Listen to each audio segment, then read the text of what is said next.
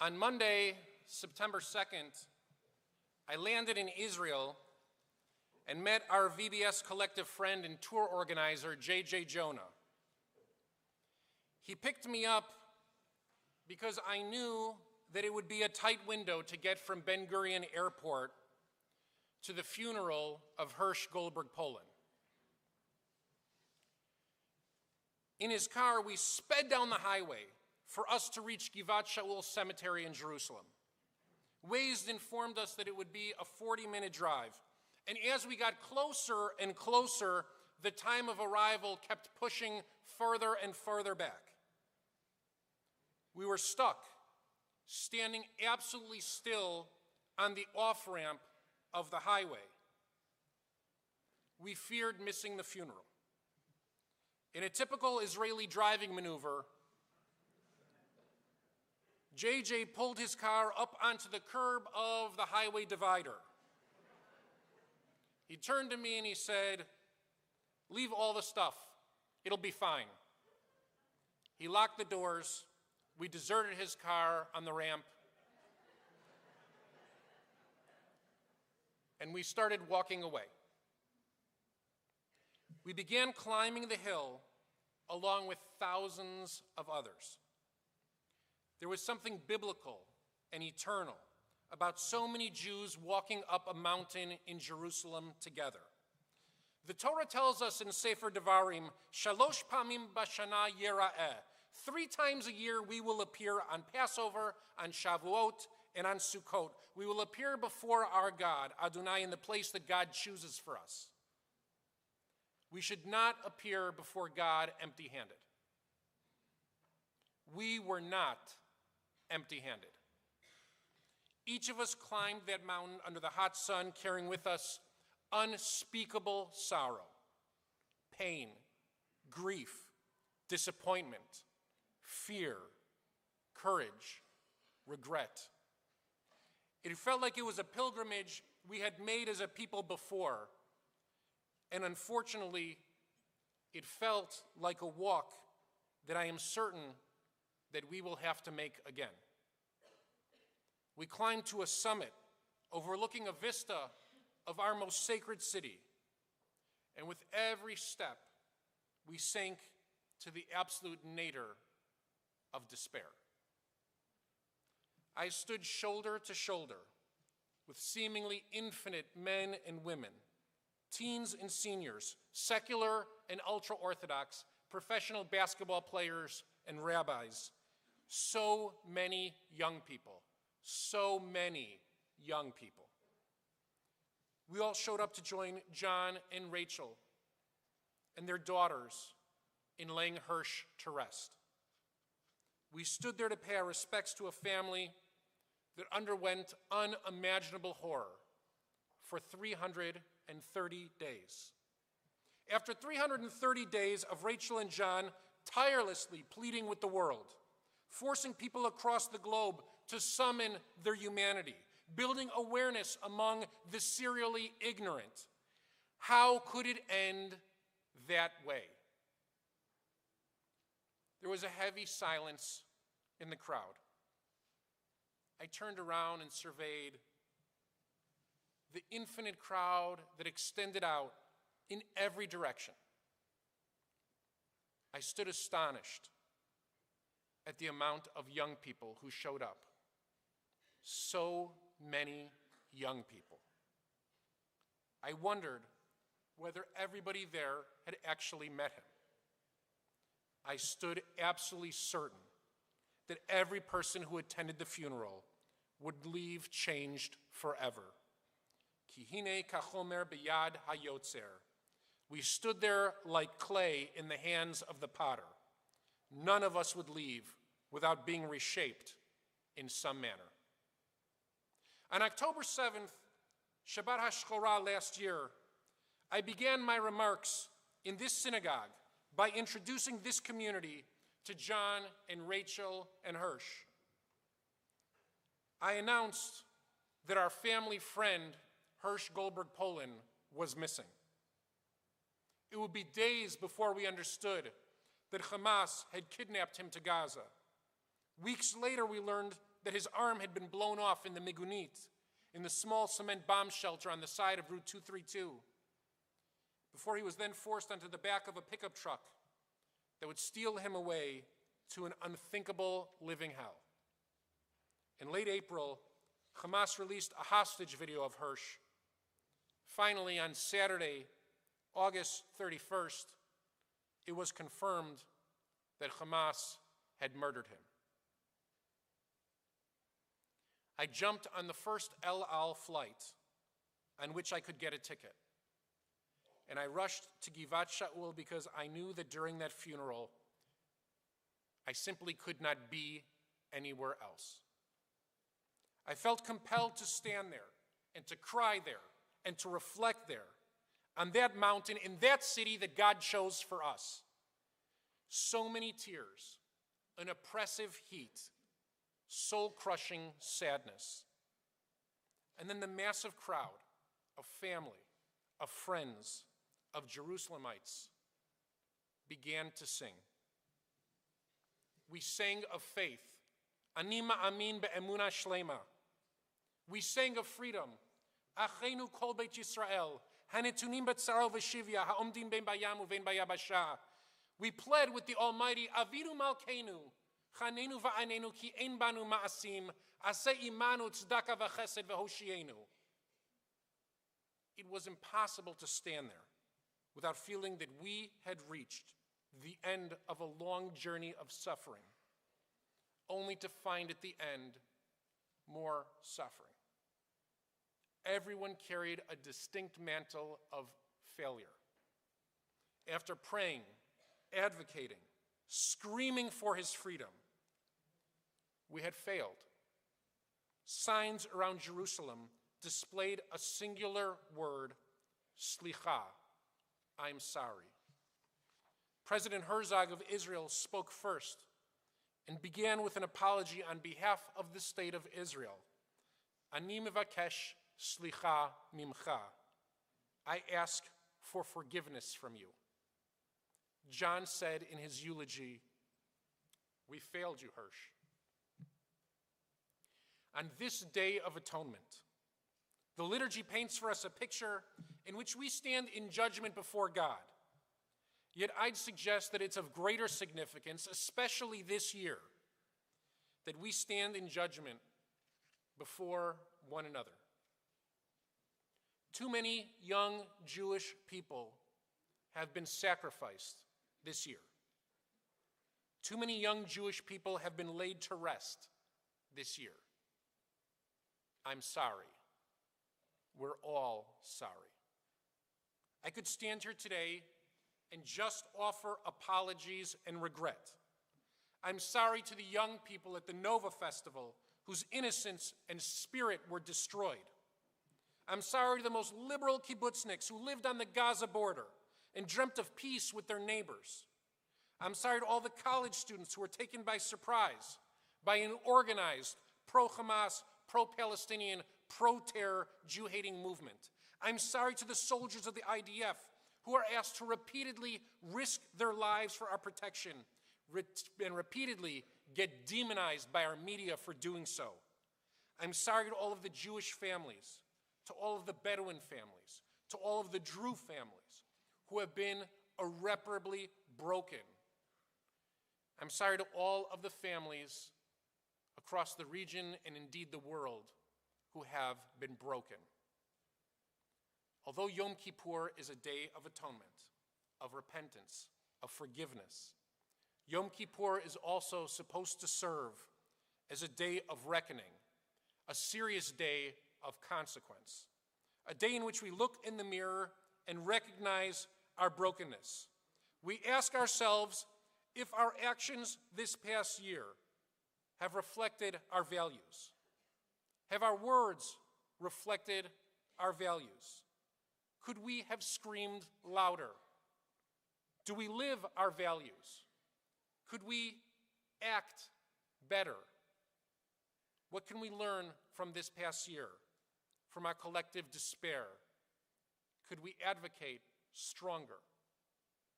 On this day of divine reckoning, of mortal reflection, I'd like for us to dedicate ourselves to learning the last teaching of Hersh Goldberg Polin. I'd like for us to hold the final lesson of his life close to our hearts. I'd like to dedicate this teaching to the young people of Israel, to all those young people whose bravery and heroism, whose suffering and death have forced me to reevaluate my choices so many times this year. On our June mission to Israel, we visited the actual Migunit, the cement bomb shelter on the side of Route 232, in which Hersh Goldberg Polin, Honor Shapiro, and dozens of young people huddled together to protect themselves. After escaping the Nova Music Festival, Hersh and Honor and dozens of others found themselves trapped in this tiny shelter. It was there that Honor assumed responsibility and bravely stood at the opening of the Migunit as the barbaric Hamas terrorists tossed grenades one after another into the shelter. Honor threw them back. He saved the group from 7 grenades. The 8th took his life. His last stand revealed to us the qualities of a lion, a child of Judah, a modern-day Maccabee. In the final moments of Hersh's agency, of his freedom, from inside the Migunit, as the Hamas terrorists laid siege to the shelter, as they lobbed explosives inside, possibly even after his arm was blown off, in his ultimate moment of reckoning, Hersh texted his parents his final message. And while he did not intend for it to be the subject of my Yom Kippur sermon, I'll use it today as the platform to discuss a message for us all. In that moment, Hersh wrote, "I love you," and then, "I'm sorry." I want all of us to learn from Hersh at this moment and carry it with us. But before I discuss his message, I have to admit that Hersh's instinct in that final moment was not unique. Not too far away in terms of distance, Milei Ben Chaim, who survived the Nova Festival, and whom our VBS group met and bore witness to her story at the Nova exhibit in Culver City. Milei was lying in a ditch, hiding under shrubbery, vulnerable, and she could hear the terrorists approaching. She could hear their killing and their raping and their laughing. While her cell phone was losing battery, she decided to text her family, "I love you." Ben Zusman, a 22-year-old IDF soldier, was killed in battle in Gaza in December, not too far away from this exact Nova site. The note that he wrote his parents was delivered to them upon his death, and it read, "I'm writing you this message on the way to the base. If you're reading this, something must have happened to me." He continues on to say, "If chas v'chalila, you're sitting Shiva, transform it into a week of friends, family, and fun. There should be food, fleischiks, of course, beer, sweet drinks, nuts, tea, and of course, Ima's cookies. Make jokes, hear stories, and meet all of my friends you haven't met before. Wow, I'm jealous of you. I would have really liked to sit there and see everyone." As reported in the Jerusalem Post, his mother, Sarit Zusman, said, "He left us with a full heart out of a great sense of love." This has been a devastating year of death and destruction for our people in Israel and the entire region. Yet there is another lesson to learn today, perhaps even a more significant lesson for us to carry out of the sanctuary. At ultimate moments of reckoning this year, our youngest family members, when they recognized that their lives were vulnerable, that they might not make it, they reached out and offered messages of love. They wanted to offer assurance to their families. While fearing the worst for themselves, they hoped for the best for their loved ones. I fear that as Jews this year, we took that message totally for granted. We took it for granted that those messages didn't say, how could this have happened? Or I blame this person or that politician. They didn't declare, avenge my death. And they certainly didn't say, martyrdom is glorious, like the cultures in our neighborhood. There is a lesson of all those young people taught us this year, not in their deaths, but in the final moments of their lives in which they faced their death. Their last thoughts were of family. Their last sentiments were expressions of love. We don't often discuss the place of love within our tradition, within our people. We regularly speak of the values of wisdom, of truth, of critical thought, of ritual routine, but not love. Love feels like it belongs in other traditions, perhaps in buildings down the street. But I'd argue that the experience of this entire year was one of Jewish love and one of the Jewish people's broken heart.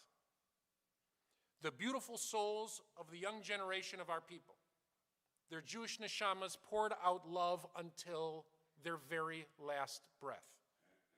Their last moments conveyed the absolute best of us. The central statement of belief in our tradition is the Shema.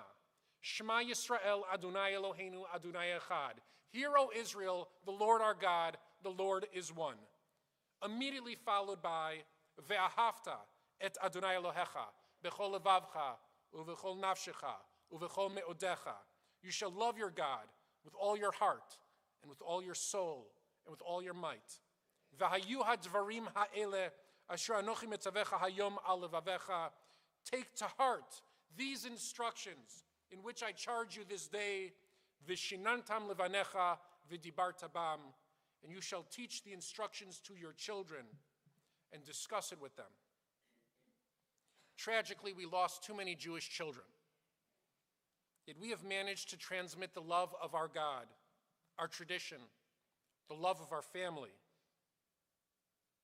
and they have been able to internalize it. Their stories will live on and be memorialized for their endings. Learn from the lives they led, the final choices they enacted, not the manner in which they died. Hersh became a global icon because of his last 330 days. But I want to remember Hersh for the life he led that lent him the courage and moral clarity for his final words. Many showed up to the funeral to support John and Rachel out of respect for their worldwide advocacy movement. They willed into existence to free their son, and out of the incomprehensible sorrow at the way in which it tragically ended. I showed up for that reason too. And also because a decade earlier, when we moved to Jerusalem, as a young, naive couple with 2 little kids, the Goldberg-Poland family showed up for us. They are one of many loving Jewish families in Jerusalem who taught us what it meant to be Israeli, what it meant to welcome guests at their table, to have kids that come and go at all hours of the day and night, to travel on mini vacations all throughout the country, to live in the most pressurized place in the world in the most carefree way. At those Shabbat dinners, their daughters would entertain our daughter with games. And Hersh would have to bring out his childhood toys and entertain our toddler. Our son wanted a Hebrew Amari Stoudemire Hapoel jersey because of Hersh. And we got him one from Machane Yehuda.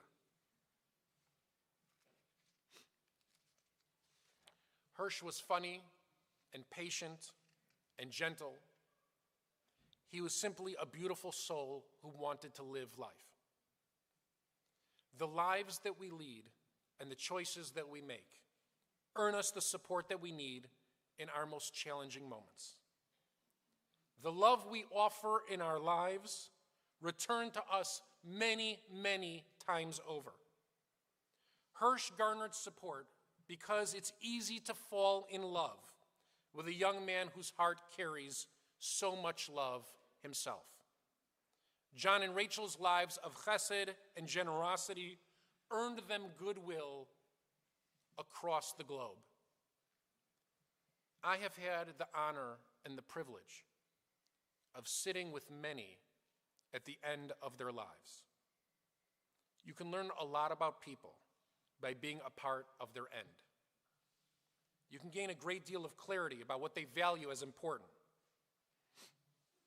I hope it is not a surprise to you that I have not yet heard anybody use their final breath with their family to tell them which candidate to vote for.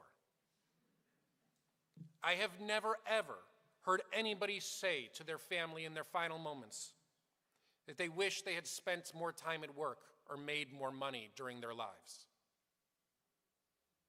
And we tend to appreciate these teachings far less when they're spoken by older people because we expect it. But this year was a year of unexpected lessons, unexpected teachings, and unexpected heroes. There are those mourning in this room preparing for the first Yizkor for a loved one. If we had but one more moment with them, wouldn't we all use it to express love? And if we all understand that deep in our souls, in our neshamas, then why don't we live our lives with that as a foundational principle? Each day, make the ones we love understand the love we carry for them. Both mornings I was in Jerusalem, I took a taxi to the early morning Shiva Minyan in Talpiot. One morning it was an Arab cab driver, and the other morning it was a Jewish cab driver. In conversation with each, as I do even at 6:45 in the morning, both of them asked me if I knew Hersh or if I was just part of the community. When I explained to each, telling them this entire story, each of them expressed sorrow and sympathy at everything that had transpired. Shocking moments shake our souls to the core. Most years, I speak about the shofar as an alarm of sorts, awakening us. But this year, our people required no such alarm. This year, we've heard sirens that drive us to bomb shelters. We've heard chants for global intifada here across the streets in the United States. We've heard the cries of too many parents bearing their children. We've been awake all year. Perhaps this year, we're sleep deprived. The clarion call we need this year is the reminder of love. The clarion call is Hersh's final message. In this time of swirling chaos, I've called for moral clarity when it comes to solidarity with Israel, in supporting the release of the hostages, and in repudiating the falsehoods of the media.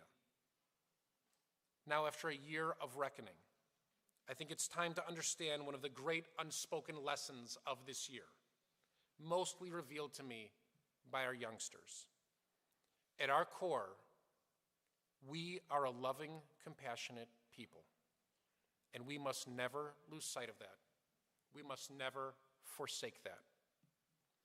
We have to love our kids and one another's kids with greater purpose. That love now must include preparing them with the tools to live in this world and instilling within them the tools to hope, to dream, to build a better one. In the coming year, there will be much reason for us to turn on one another, both in this country and within the state of Israel. There are important decisions to make about our future, and we can never, not for one moment forget about Hersh's message, forget about how much we care for one another. Simply put, we have to leave this room determined to love each other. We are a people of love. We are a tribal tradition bound by an eternal love. We're a religious tradition with precepts of love. We pray for canopies of peace, and we construct for our weddings canopies of love. In a moment during Yizkor, we're going to chant a special El Melech Rachamim in memory of those who died as a result of October 7th and its aftermath. It will recall the deaths of so many young people. It's a special piece of liturgy I helped adapt with Rabbi Lebovitz. But it's not their deaths that I want us to remember. Their death brought our attention to their lives. For it was then that their wisdom and maturity clearly shined through. Their collective character was revealed. We can not only remember them for dying, we have to remember and honor the way that they lived. I refuse to remember Hersh as the body I watched laid to rest at Givat Shaul. I'll remember him forever as the enthusiastic teenager with goofy hair. I'll remember his kindness and his sweetness. I'll remember him as a teacher, as an eternal face of our humanity. As a representative of this community, I give to you the guidance, the final teaching of a pure soul, a brilliant youngster, a modern hero of Israel. I encourage you to allow your hearts to open up to Hersh's last words. Allow them to penetrate your soul and change your priorities beginning now. Allow yourself to be inspired by Hersh's life. Allow yourself to take his example to heart and try expressing love more regularly. I love you, Hersh, and I'm sorry, but I refuse to let you go.